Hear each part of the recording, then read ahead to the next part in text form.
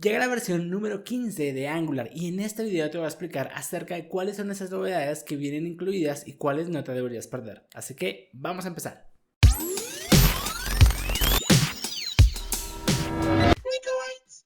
Así es, llega una nueva versión de Angular a tus manos. Recordemos que Angular sigue siendo uno de los frameworks más usados en todo el ecosistema y también tiene varias comunidades alrededor.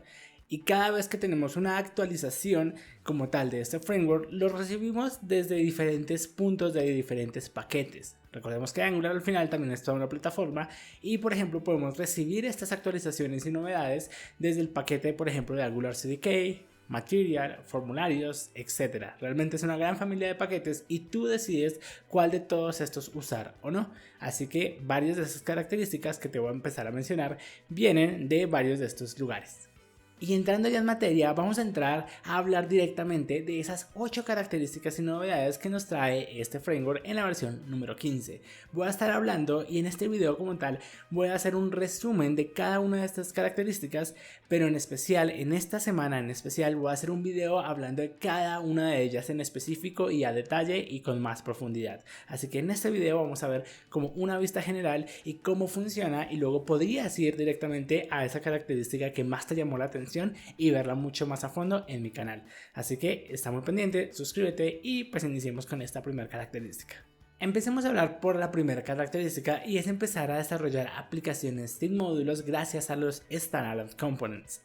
Realmente en la versión 14 ya nos habían dado una versión preliminar y en esta versión número 15 pues seguimos madurando esta API y esta opción de que ahora los componentes no necesiten de un módulo directamente pues para vivir, para funcionar en nuestra aplicación. Entonces esto viene con un cambio de paradigma muy interesante, pero no te preocupes, no es que los módulos vayan a desaparecer. De por sí, si nosotros empezamos a ver, la API funciona y podríamos tener una aplicación 100% modular, 100% sin módulos o un híbrido, es decir, una aplicación modular que tenga igual Standalone Components. Por ejemplo, en esta aplicación que vemos aquí en pantalla, no tiene módulos, es simplemente empezar a llamar los componentes, tienen que estar marcados como Standalone Component en True y luego acá en la última línea precisamente hacemos el bootstrap de la aplicación, que es pues básicamente lo que ya hace que nuestra aplicación funcione en general.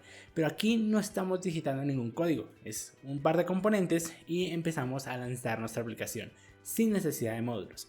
Sin embargo, recuerda, esto es algo que igual también podrías empezar a experimentar en tu aplicación que tiene módulos en este momento. Un ejemplo bastante interesante es que ahora, si aplicamos un componente que sea Standalone True y le ponemos que su export sea default, podemos ir a nuestro routing y decirle precisamente que ahora carguemos ese componente de forma lazy. Esto por ejemplo solo se podía con los módulos. Hacer lazy loading es una técnica que solo podíamos aplicar si hacíamos programación modular, pero ahora tú podrías cargar los componentes de forma lazy, cada uno individualmente. Precisamente aquí tendríamos nuestra nueva función llamada load component, hacemos el import, marcamos nuestro componente con export default, tiene que ser standalone true y automáticamente ya podríamos hacer lazy loading con pegada de rutas, pero pues ya no necesitamos un módulo, simplemente ponemos a cargar ese componente allí.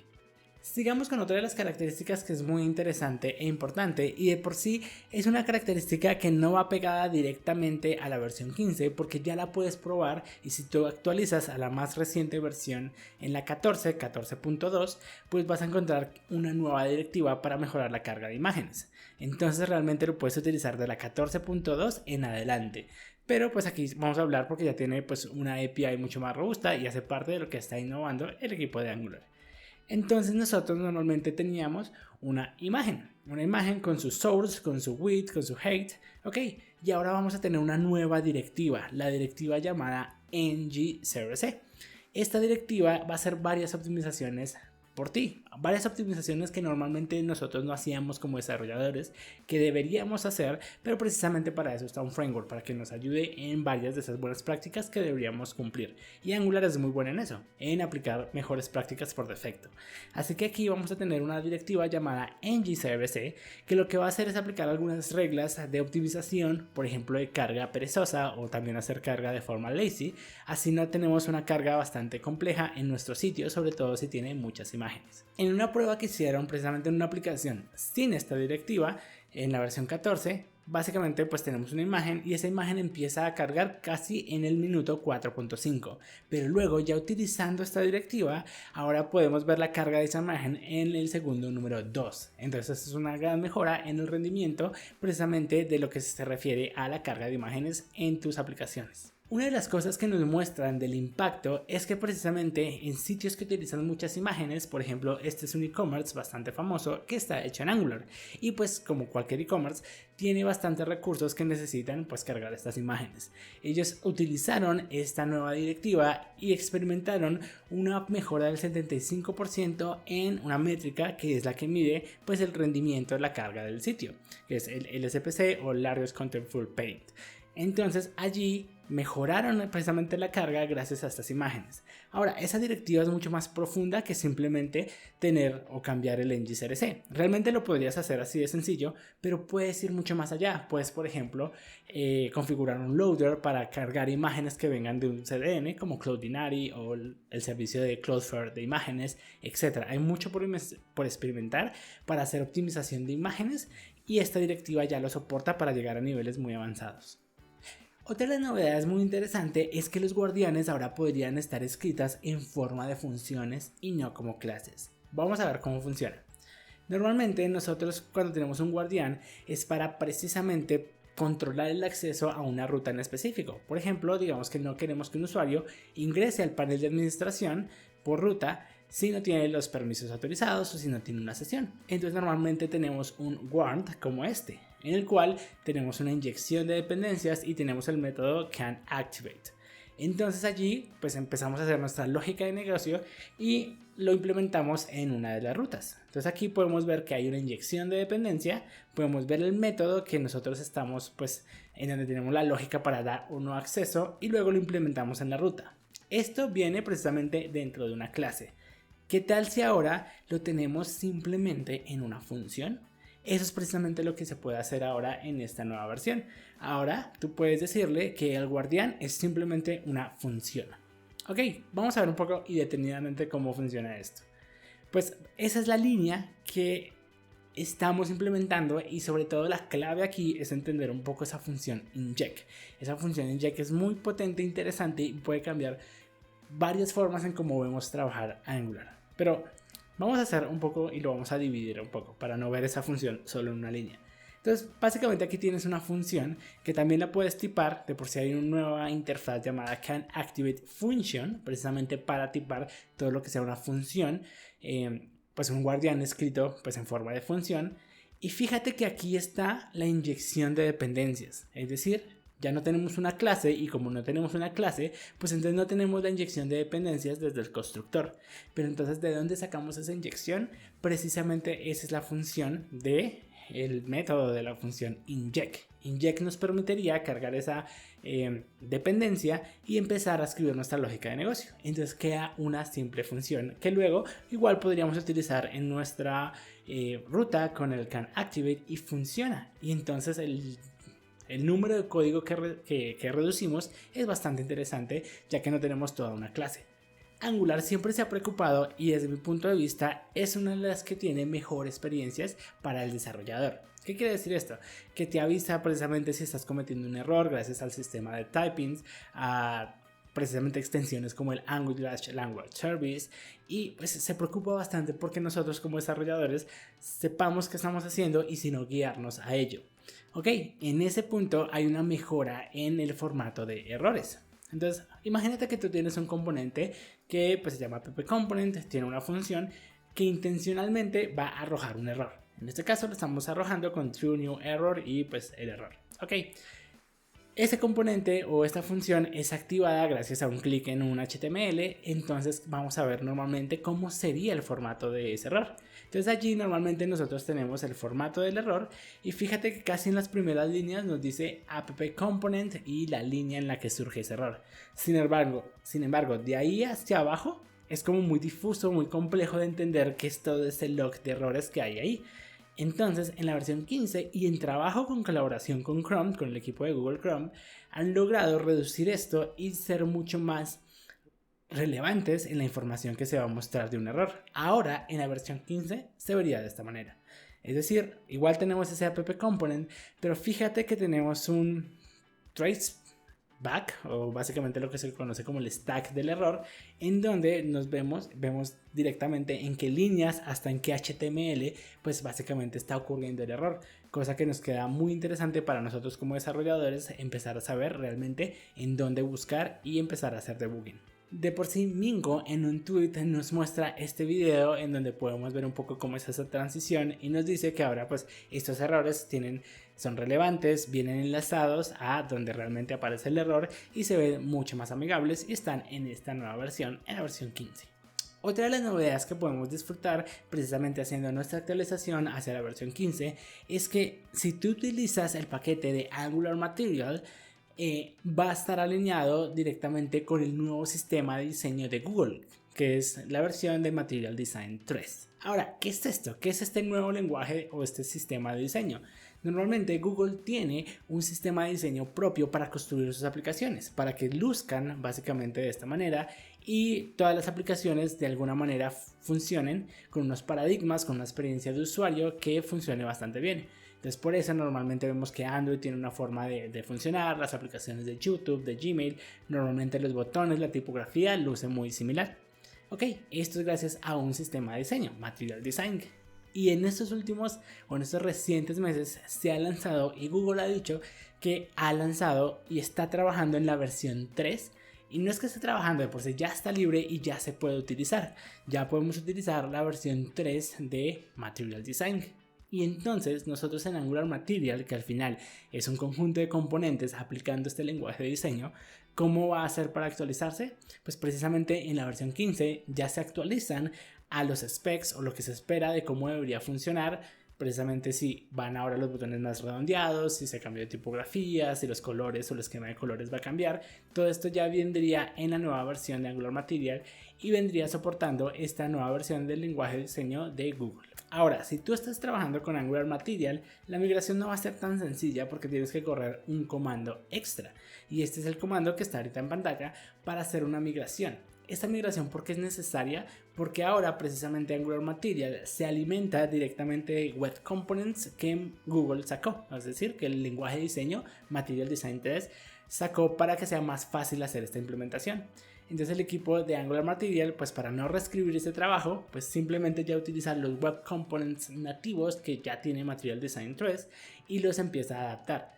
Allí ese cambio, como en el core, como en el núcleo, pues precisamente necesitamos hacer una migración y para eso necesitarías correr el siguiente comando. Y una de las novedades también que tiene en esta versión Angular Material es que ahora uno de los features más pedidos por la comunidad es que el Math Slider, que funciona como un selector de slide de rango, ahora soporta un inicio y un fin, precisamente para jugar con nuestros componentes en nuestros formularios cuando necesitamos un rango de X a Y.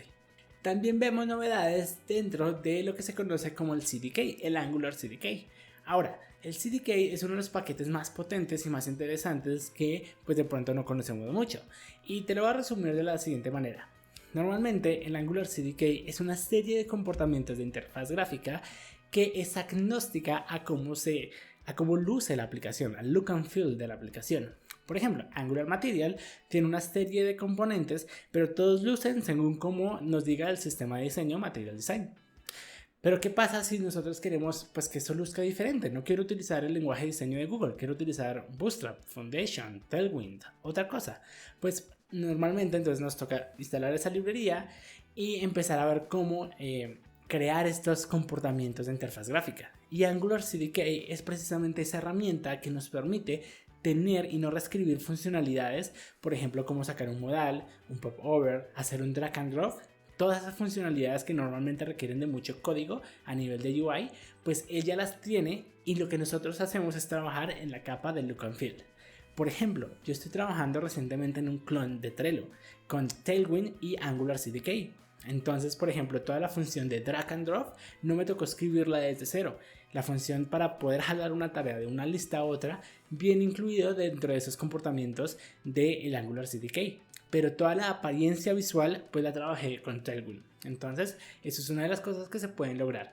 Todo comportamiento visual Angular CDK y tú ya incluyes tu propio estilo, otro framework de CSS, en este caso Tailwind. Y precisamente una de esas novedades en la versión número 15 es que han sacado otro de esos comportamientos primitivos de UI y es el CDK Leadbox.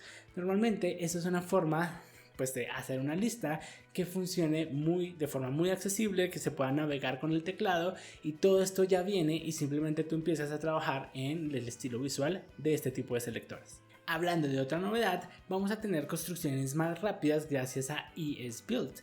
Ahora, hay algo muy interesante que está pasando en el mundo de todas las herramientas que conocemos como transpilación o empaquetación. En este caso, Angular desde la versión 14 está experimentando con ese build. ¿Qué es ese build? Es precisamente el que haría la labor del empaquetado. Normalmente conocemos herramientas como Webpack, como Rollup, como Parcel para hacer empaquetado, pero hay una tendencia a cambiar precisamente o a empezar a cambiar esta tarea hacia otro tipo de herramientas que tienen otro tipo de lenguajes. Por ejemplo, vimos hace muy poco que Nest.js, el framework de React, lanzó algo llamado TurboPack, que está escrito en Rust, que haría todo el proceso de empaquetamiento y compilado.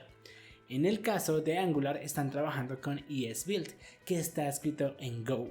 Y si nosotros comparamos cuánto se demora, por ejemplo, en tareas cotidianas como pasar de Sass a CSS, de transpilar el código de TypeScript a JavaScript y todas las mejoras que hace pues un empaquetamiento como minificar y muchas de esas tareas, lo hacen mucho menor tiempo.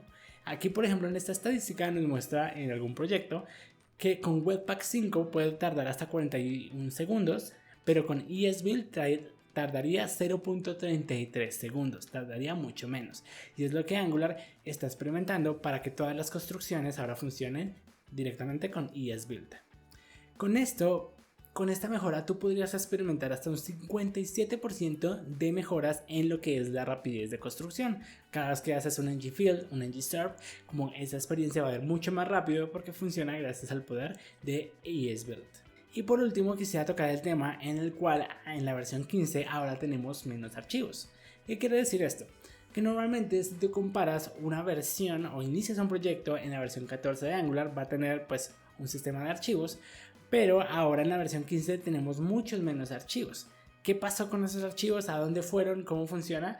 Pues precisamente lo que quiere Angular en este punto es seguir reduciendo la carga cognitiva que nosotros tenemos como desarrolladores. Es decir, pues no asustarnos con un proyecto tan grande y con muchos archivos que muchas veces ni siquiera tocamos.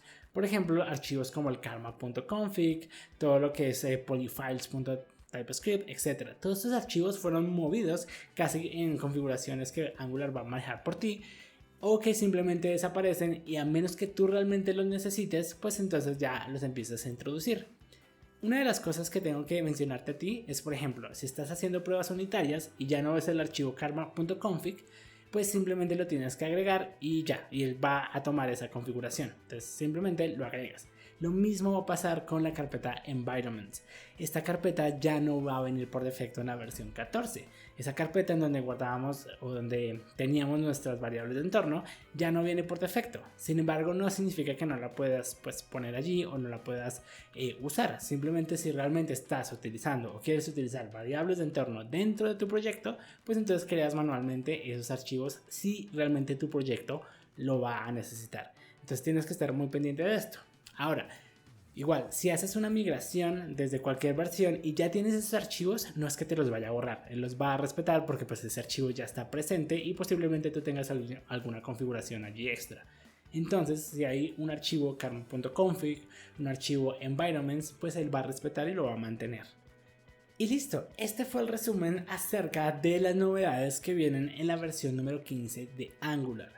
Y como te mencionaba al inicio, aquí en este video hablé acerca como de qué es cada una de estas características, una vista general, porque esta semana o al transcurso de esta semana voy a subir un video exactamente de cada una de esas características hablando más a fondo, precisamente haciendo una aplicación sin módulos o experimentando los standalone components, migrando una versión de un proyecto pues en Angular Material en la versión 14 hasta la 15, utilizar los guardianes como funciones, bueno, la mayoría de las cosas que precisamente estamos o viste en este video con un resumen general lo vas a poder encontrar en mi canal precisamente con un video ya específico de esa área. Por ejemplo, cómo funciona esto de ESBuild y cómo experimentamos y lo configuramos para tener estas construcciones más rápidas. Así que espero hayas disfrutado como este resumen general, y recuerda, durante esta semana vamos a tener videos en mi canal acerca de cada una de las características para que vayas directamente a cuál te interesa y veas mucho más a fondo acerca de ese tema. Y listo, eso ha sido todo por el video de hoy. Recuerda estar muy pendiente a los videos de esta semana, suscribirte al canal. Recuerda que me puedes seguir por internet como @NicoBytes en Twitter, en Instagram, y pues nos vemos en la próxima.